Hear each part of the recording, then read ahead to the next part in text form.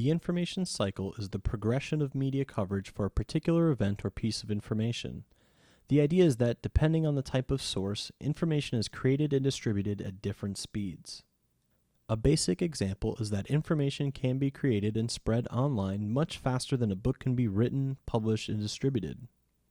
Understanding the information cycle helps you know what information is available on your topic when you're looking for it, where it can be found, and how to better evaluate the information and sources that you are using.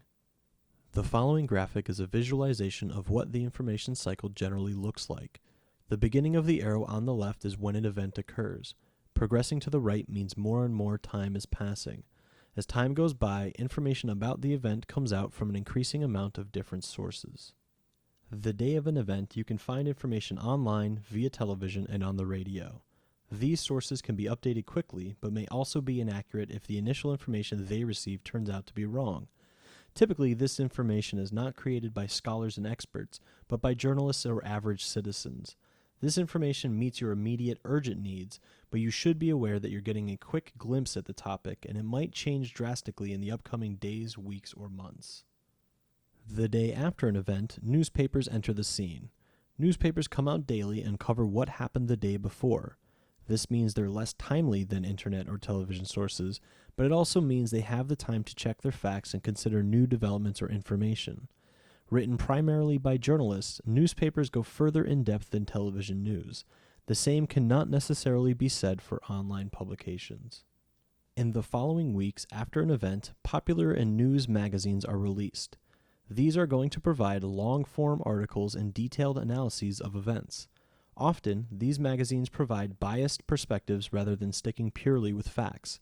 The creator of the content can be journalists, essayists, scholars, experts.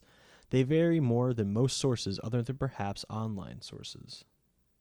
After about 6 months, you will begin to see academic journal articles. The reason for this is that academic journal articles are often based on research, which takes time. Also, the publication process for an academic journal is much more rigorous and time-intensive than a popular magazine or newspaper. Since these are published several months after an event, they often avoid misinformation. Academic journals are written by expert scholars, researchers, and professionals, many of whom have doctorates in their field.